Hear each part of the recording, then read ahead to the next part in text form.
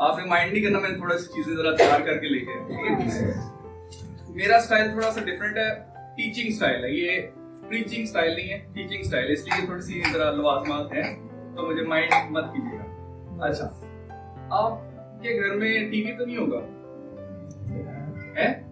سب کے پاس T V ہے. آپ نے گھر میں ٹی وی میں ڈرامہ بھی آتا ہوگا, موویز بھی آتی ہوں گی, گانے بھی سنے ہوں گے, ہم سب نے سنے, میں بھی اس میں انکلوڈیڈ ہوں. ٹی وی, ڈراما, موویز, یہ جتنے گانے, سانگز وغیرہ, ان کے اندر ایک چیز کامن ہے, کبھی آپ نے نوٹ کیا, ایک چیز ہی کے اوپر ہر چیز بنتی ہے اور ہمیشہ سے بنتی ہے. یہ شروع سے, جب سے یہ شروع ہوا ہے یہ میڈیا شیڈیا, تب سے ایک ہی چیز کامن ہے, بلکہ اس سے پہلے بھی اگر میں کہوں تو غلط نہیں ہوگا کہ ایک ہی چیز کامن ہے اور وہ ہے محبت. جب بھی آپ دیکھیں گے گانا بھی محبت پہ بن رہا ہے, مووی بھی محبت پہ بن رہی ہے, ڈراما بھی محبت پہ بن رہا ہے, ایک ہی چیز کامن ہے جی, اور وہ ہے محبت. ایسا کیوں ہے؟ ایسا اس لیے ہے کیونکہ ہم ایسے ہی بنے ہیں. انسان محبت کے بغیر خالی ہے. انسان کو اگر محبت نہیں ملتی تو وہ خوشی محسوس نہیں کر سکتا. انسان اگر محبت سے خالی ہے تو اس کے اندر زندگی نہیں ہے. اور خدا کا کلام ہمیں بتاتا ہے کہ خدا نے ہمیں اپنی صورت اور اپنی شبیہ پر بنایا. ہاللیلویا. اپنی صورت اور اپنی شبیہ پر خدا نے ہمیں بنایا. دیٹ مینس کہ گاڈ از لو. خدا خود محبت ہے. آپ میرے لیے پہلا یوحنا 4 باب اور اس کی 16 آیت پڑھیں. جو محبت خدا کو ہم سے ہے اس کو ہم جان گئے اور ہمیں اس کا یقین ہے. خدا محبت ہے اور جو محبت میں قائم رہتا ہے وہ خدا میں قائم رہتا ہے. آمین. ہاللیلویا. اور خدا اس میں قائم رہتا ہے. یس, خدا محبت ہے اور جو محبت میں قائم رہتا ہے خدا اس میں قائم رہتا ہے. ہاللیلویا. بائبل کے اندر سب سے زیادہ محبت کی جو مشہور آیت ہے, مجھے بتانے کی ضرورت نہیں ہے کہ آپ کی پڑھیں, سب جانتے ہیں, بچہ بچہ جانتا ہے, رٹی ہوئی ہے. یوحنا 3 باب 16 آیت, کسی کو پڑھنے کی ضرورت نہیں ہے, سب کو پتا ہے کہ اس میں کیا لکھا ہے. یہ اتنی فیمس ہے کہ اگر ہم مسیحی کنٹریز کے اندر چلے جائیں تو بڑے بڑے بل بورڈز کے اوپر یہ آیت لکھی ہے. ہر جگہ یہ آیت بہت مشہور ہے. لیکن پھر بھی اس ایک آیت کو اگر میں بولوں, یہ پوری بائبل یا پورا گوسپل کا میسج اگر ایک آیت میں سمونا ہو تو یہ وہ آیت ہے. یوحنا 3 باب 16 آیت.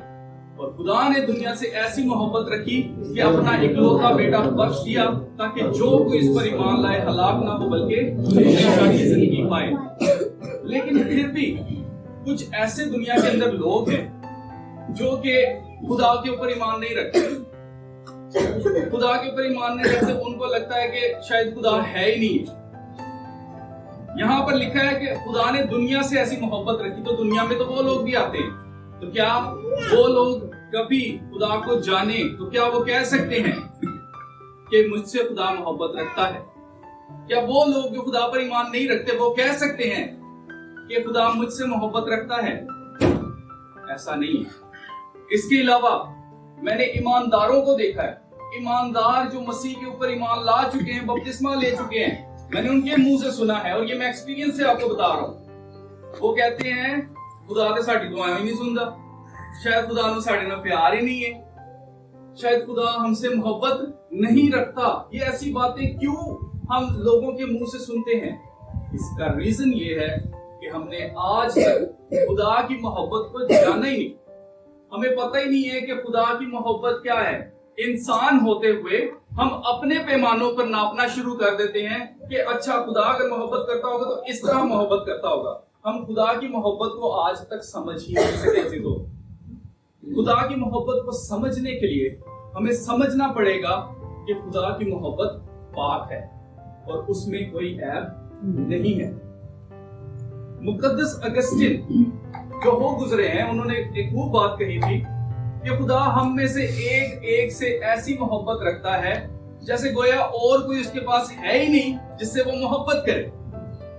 یعنی کہ پوری دنیا کے اندر جتنے بھی لوگ ہیں خدا ایک واحد شخص سے محبت رکھتا ہے. اس کا مطلب کیا ہوا اس کا مطلب یہ ہوا کہ خدا تو محبت ہے لیکن ہم اس کی محبت کو جاننے میں ناکام ہیں۔ یہی وجہ ہے کہ ہمارے اندر مایوسی آ جاتی ہے اور ہم سوچتے ہیں کہ شاید خدا ہم سے محبت نہیں رکھتا۔ خدا کی پاک محبت کو سمجھنے کے لیے عزیزوں ہمیں سمجھنا پڑے گا کہ انسان کس طرح سے خدا کو سوچتا ہے کہ خدا ایسا ہے۔ کچھ لوگ سوچتے ہیں کہ خدا جو ہے وہ بڑا ظالم ہے جی، وہ اپنے تخت کے اوپر بیٹھا ہوا ہے اور اس کے ہاتھ میں ایک مقدس بیلٹ ہے اور وہ انتظار کر رہا ہے کہ اس کو کوئی گناہ گار مل جائے اور وہ بیلٹ کے ساتھ اس کی صحیح کٹ لگائے اور اس کے بعد اس کو جہنم میں پھینکے۔ انسان ایسا سوچتے ہیں۔ کچھ لوگوں کو لگتا ہے کہ خدا کو اس بات سے کوئی فرق نہیں پڑتا کہ ہم ہوں چاہے نہ ہو، وہ اپنی پرستش فرشتوں سے کروا لے گا۔ لوگ ایسا سوچتے ہیں۔ کچھ لوگ یہ سوچتے ہیں کہ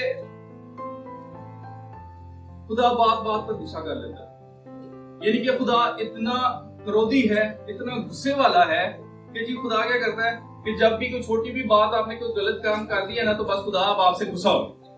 انسان کو یہ لگتا ہے، اور یہ لوگ جو سوچتے ہیں ایسا، وہ کیا کرتے ہیں کہ پوری کوشش کرتے ہیں، دعائیں کریں گے، نمازیں پڑھیں گے، اس کے علاوہ وہ اچھے کام کرنے کی کوشش کریں گے تاکہ وہ خدا کی محبت کو ارن کر سکیں، کما سکیں، اور وہ چاہتے ہیں کہ ہم اپنے اچھے کاموں سے خدا کی محبت کو کما لیں، لیکن ایسا ممکن نہیں ہے۔ ایسا ممکن اس لیے میرے عزیزو، ایسا ممکن اس لیے نہیں ہے کیونکہ جب بھی کوئی انسان یہ سوچتا ہے کہ میں خدا کی محبت کو کما سکتا ہوں اپنے اچھے کاموں سے، تو خدا کا کلام کہتا ہے کہ تمہارے اچھے کام میرے سامنے گندی دھجیاں ہیں۔ ہم اپنے اچھے اعمال سے خدا کی محبت کو ارن نہیں کر سکتے، اس کو نہیں کما سکتے۔ اور ایسے لوگ جو خدا کی محبت کو کمانا چاہتے ہیں، دعائیں نمازیں کرتے ہیں، اچھے کام کرتے ہیں، ایسا کرنا برا نہیں ہے، میں اس کو برا نہیں کہہ رہا، لیکن ان کے اندر سب سے بری چیز جو آتی ہے وہ ہے غرور۔ ان کے اندر غرور آ جاتا ہے اور وہ یہ سوچتے ہیں کہ میں تو اتنے روزے رکھتا ہوں، میں تو اتنی نمازیں پڑھتا ہوں، میں تو اتنی دعائیں کرتا ہوں، میری ویلیو ایک دوسرے شخص سے جو دعائیں نہیں کرتا اس سے زیادہ ہے۔ اور جب غرور آ جاتا ہے اور غرور کا مقابلہ خدا خود کرتا ہے۔ ہاللیلویہ۔ اس کا مطلب یہ ہوا کہ ہم انسان اس چیز کو سمجھنے سے قاصر ہیں کہ خدا کی محبت کیسی ہے۔ خدا کی محبت بہت پاک ہے میرے ذہن۔ پرانے عہد نامے میں خدا بار بار کہتا ہے کہ میں اسرائیل سے محبت کرتا ہوں، اور پڑھنے والا یہ سمجھ سکتا ہے اور یہ جان سکتا ہے، ہو سکتا ہے کہ اپنے ذہن میں یہ بنا لے کہ خدا صرف اسرائیل سے محبت کرتا ہے۔ یہی چیز یوحنا کی انجیل 3:16 میں یسوع مسیح ہمیں کلیریفائی کرتے ہیں۔ یوحنا کی انجیل ہمیں بتاتی ہے، تیسرا باب بتاتا ہے کہ نیکودیمس ایک شرح کا عالم یسوع مسیح کے پاس آتا ہے اور اس کے ذہن میں یہی سوچ ہے، اس کے ذہن میں یہی فطور ہے کہ خدا صرف اسرائیل سے محبت کرتا ہے، اور وہ اس کے پاس جاتا ہے مذہب کے اوپر بات کرنے کے لیے۔ لیکن یسوع مسیح اس کے ساتھ روحانی بات کر کے اس کے ہوش اڑا۔ یسوع مسیح نے ورس کہاں سے سٹارٹ کی؟ اور خدا نے دنیا سے ایسی محبت رکھی۔ کہیں لکھا ہے کہ خدا نے صرف اسرائیل سے ایسی محبت رکھی؟ نہیں لکھا۔ لکھا ہے خدا نے دنیا سے ایسی محبت رکھی۔ تو عزیزو، اس کا مطلب یہ ہوا کہ خدا کی محبت کو سمجھنے کے لیے ہمیں پہلے سمجھنا پڑے گا، اور اس کو سمجھنے کے لیے پولس رسول ہماری بڑی اچھی مدد کرتا ہے۔ رومیو کا خط 5واں باب 7 سے 8 آیت اگر تم میں سے پڑھتے ہیں۔ رومیو 5 اس کی 7 سے 8۔ جی۔ کسی راست باز کی خاطر بھی مشکل سے کوئی اپنی جان دے گا، مگر شاید کسی نیک آدمی کے لیے کوئی اپنی جان تک دے دینے کی جرت کرے۔ لیکن خدا اپنی محبت کی خوبی پر ہم پر یوں ظاہر کرتا ہے کہ جب ہم گناہ گار ہی تھے تو مسیح ہماری خاطر ہوا۔ ہاللیلویہ۔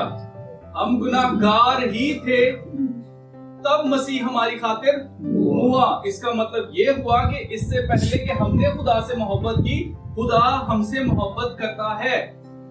عزیزو، لکھا ہے کہ خدا نے دنیا سے ایسی محبت رکھی، اور یہ دنیا جتنی بڑی ہے یہ دنیا اتنی ہی بری ہے۔ اس کے بارے میں یوحنا رسول ہمیں پہلے خط اور اس کے 2 باب اور اس کی 15 آیت جو میں نے پہلے پڑھوائی، اس میں جو یوحنا رسول ہے وہ ہمیں بتاتے ہیں کہ دنیا سے اور دنیا کی چیزوں سے محبت نہیں رکھنی، اس لیے کیونکہ دنیا بری ہے۔ दुनिया की चीजों की मोहब्बत नहीं रखनी है, लेकिन यही यूहन्ना आगे चलकर हमें बताते हैं कि यीशु मसीह का बाप और हमारा खुदा इसी दुनिया से मोहब्बत रखता है। अजीजों, इस सिचुएशन को अपने ऊपर फील करके देखिए।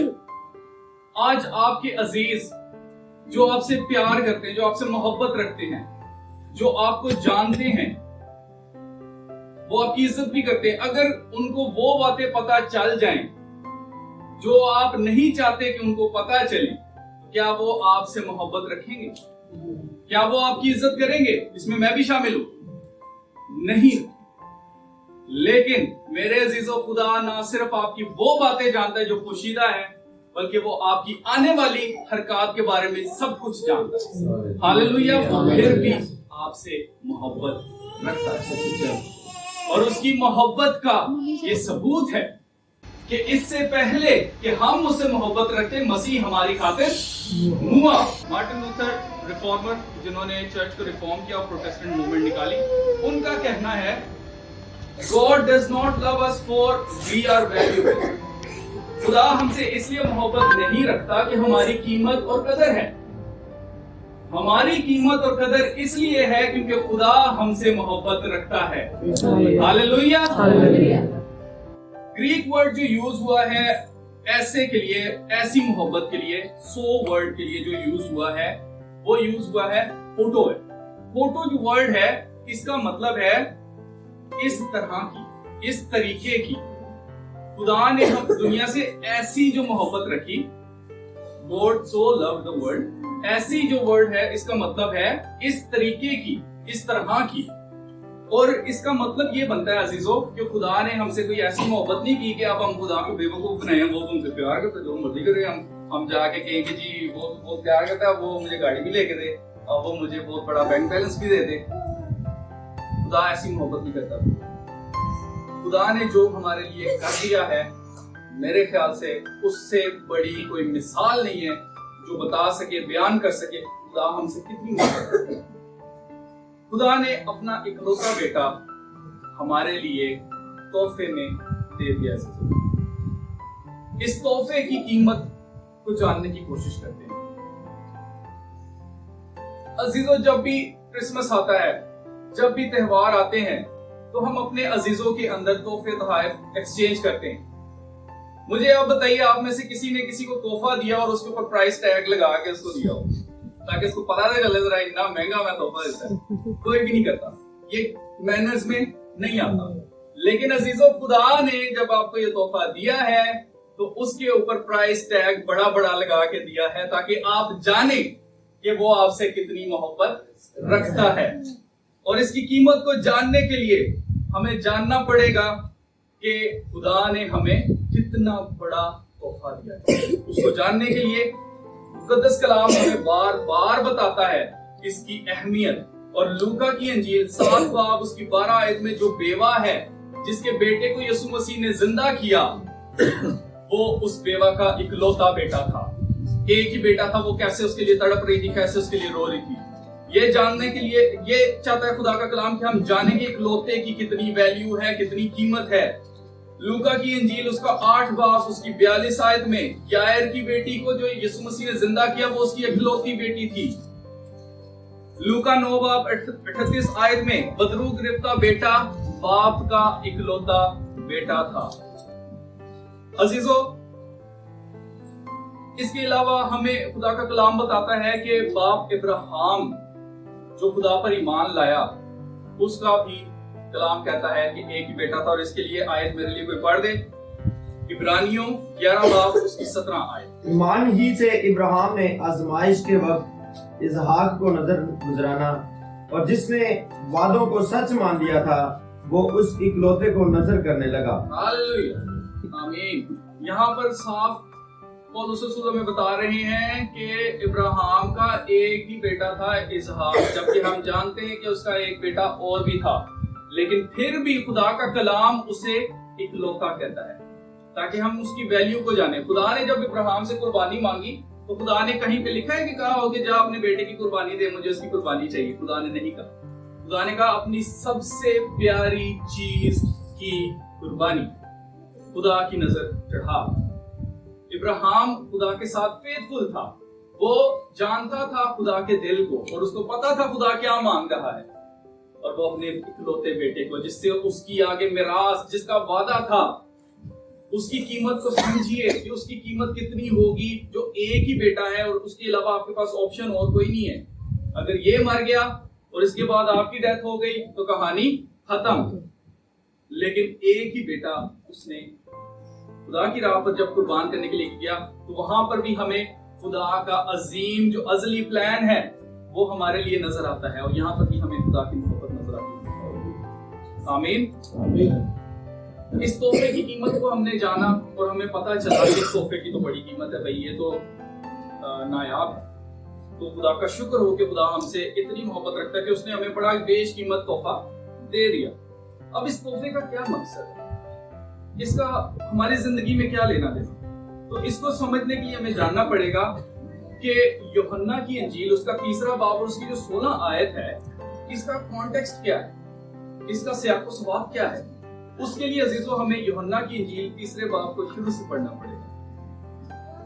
یوحنا کی انجیل اس کا 3 باب اور اس کے سیاق و سباق میں ہم جا کے دیکھیں گے اور یہ کانٹیکسٹ ہمیں بتائے گا کہ اس تحفے کا ہماری زندگی میں کیا لینا دینا ہے، کیا مقصد ہے. فریسیوں میں سے ایک شخص نیکودیمس نام یہودیوں کا ایک سردار تھا.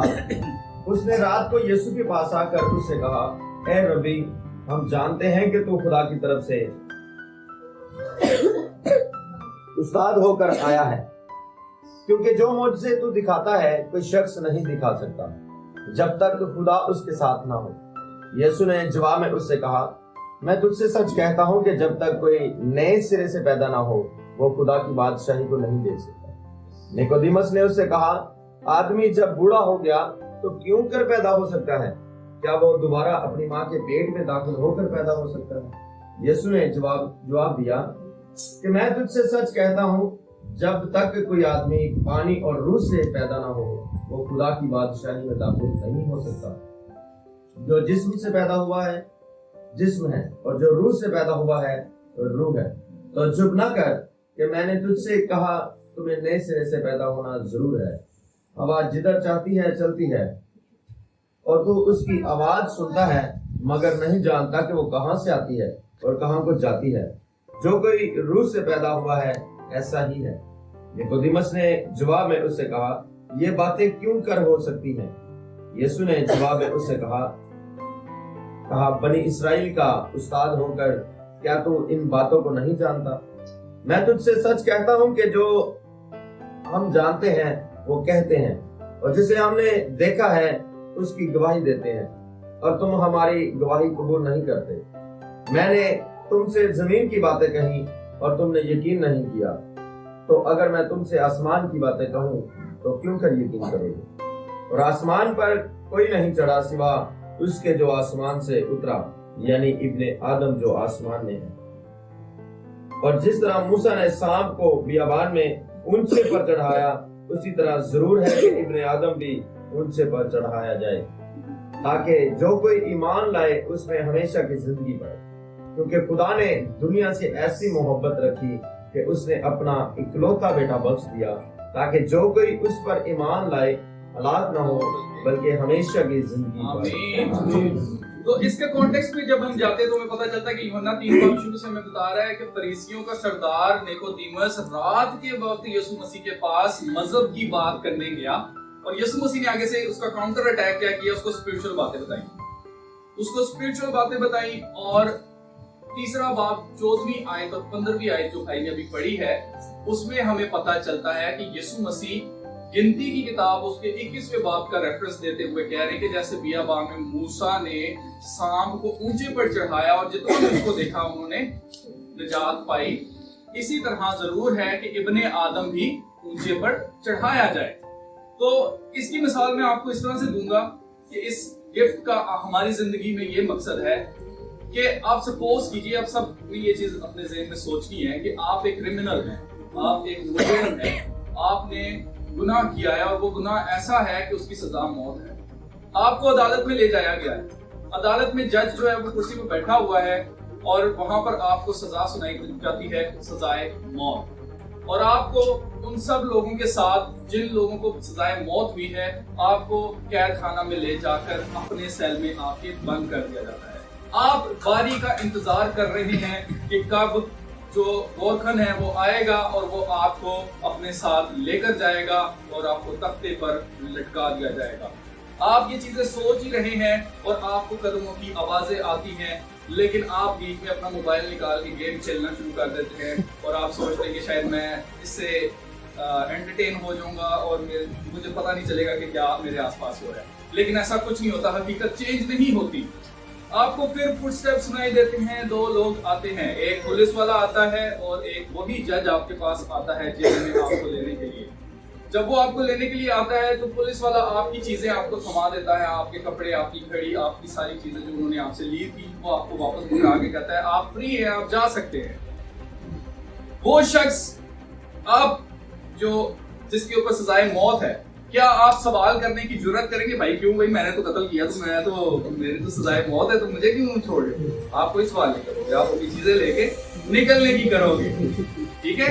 اور وہاں پر کیا ہوگا کہ جو جج ہے وہ بھی آیا ہوا ہے وہاں پر, اور جیسے ہی آپ وہاں سے نکلنے لگو گے ایک شخص کو پکڑ کر پولیس والے تختے تک لے کے جائیں.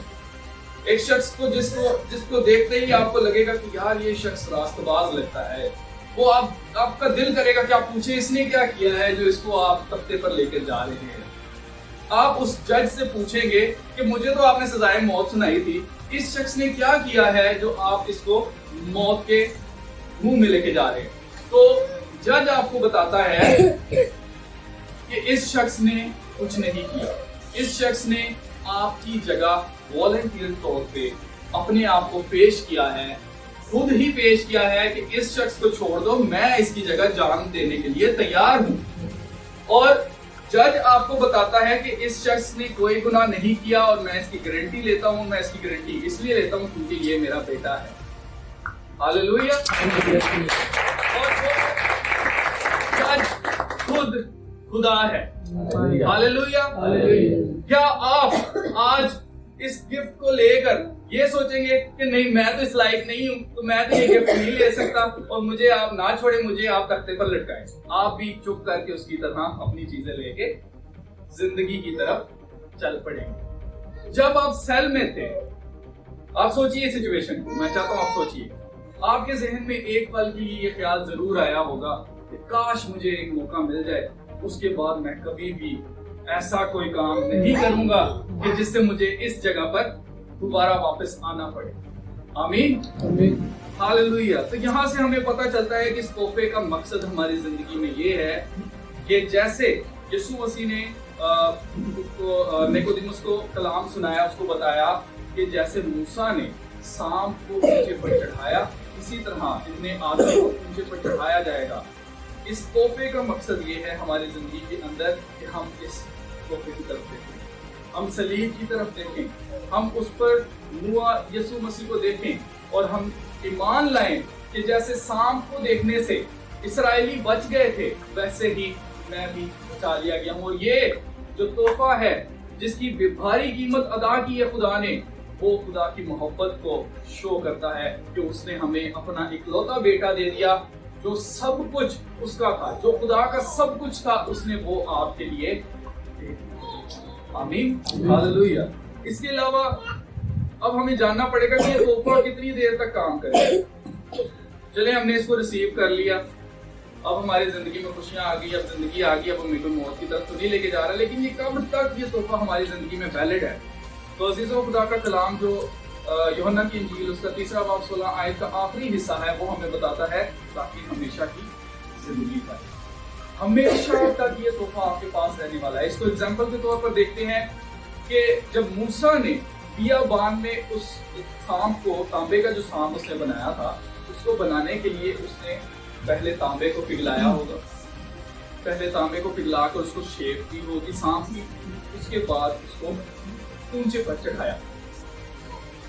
وہاں پر ہمیں سچویشن جو گنتی کی کتاب اس کا 21واں باب ہے, سچویشن ہمیں یہ نظر آ رہی ہے کہ وہاں پر جو لوگ اسرائیلی لوگ تھے انہوں نے خدا کی نافرمانی کی, خدا کے خلاف بڑبڑائے اور خدا کی ججمنٹ آئی اور خدا نے आतिशी सांप वहां पर भेजे, जिनके डसने से इसराइली धड़ाधड़ मरने लगे, मौत आने लगी। लेकिन उसके बीच खुदा की मर्सी, खुदा का रहम, खुदा का तरस, खुदा का प्यार, खुदा का फजल उन लोगों पर होता है कि खुदा मूसा को हुक्म देता है कि तांबे का सांप बना और उसको ऊंचे पर लटका, जो इसको देखेगा वो बच जाएगा। और इसराइली इस बार खुदा से नाफरमानी नहीं करते, बल्कि वो उस चीज पर ईमान रखते हैं कि अगर हम खुदा के हुक्म को मानकर उसकी तरफ देखेंगे तो हम बच जाएंगे। ये तोहफा भी हमारी जिंदगी में हमेशा तक के लिए इसी तरह से काम करता है। हमने नाफरमानियां की, अभी मैं आपका टेस्ट लेता हूँ, इसमें मैं भी शामिल, ठीक है, इसलिए हम अपने दिल में ही करेंगे। हाँ, शादी में नहीं उठा, ठीक है, आप चाहे तो यूं कर सकते हैं, ठीक है। तो सिंपल सी बात है, क्या किसी ने जिंदगी में झूठ बोला? छोटा से छोटा क्या किसी ने कभी चोरी की, हल्की छोटी सी पेंसिल भी किसी की चुराई? क्या कभी हमने, चलिए मैं आपको क्या गिरवाऊंगा, आप मान तो गई, ठीक है। तो कहने का मकसद ये है कि खुदा के 10 हुक्म जो हैं वो फहरिस्त है उन सब गुनाहों की जो हम कर चुके हैं कभी ना कभी, ठीक है। तो इसलिए जिसने उस लॉ को तोड़ा है वो सजा का हकदार है, उस पर सजा का हुक्म हो चुका है, हम पर सजा का हुक्म हो चुका है। लेकिन क्योंकि खुदा ने फजल हम पर किया कि उसने अपना इकलौता बेटा हमारे लिए बख्श दिया, अब जो कोई उसकी तरफ देखेगा वो निजात पाएगा, और ना सिर्फ निजात पाएगा बल्कि हमेशा तक खुदा के साथ रहेगा। आमीन, हालेलुया। आइए हम अपनी आंखों को बंद करें। हालेलुया।